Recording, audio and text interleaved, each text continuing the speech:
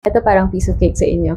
I think they blank the results later this afternoon. Announce, will announce, are announcing, have announced. So dahil meron tayo dito na future time indicator, syempre will na agad yung iisipin natin. So will announce. Kasi diba ang simple future is will plus the base verb. Pero alam ko may mga nakakapansin kay letter C, are announcing. Di ba pwede rin? I think they are announcing the results later this afternoon. Yes, pwede rin kasi structurally, yung be plus ing form pag nag-e-express ng mga future events. So, kailan ba natin dapat gamitin yung will plus base verb versus yung be plus ing pagdating sa future? Tandaan nyo na kapag will, ang ginamit natin, more like prediction siya. Ibig sabihin, hindi ka sure na mangyayari siya, pinipredict mo pa lang.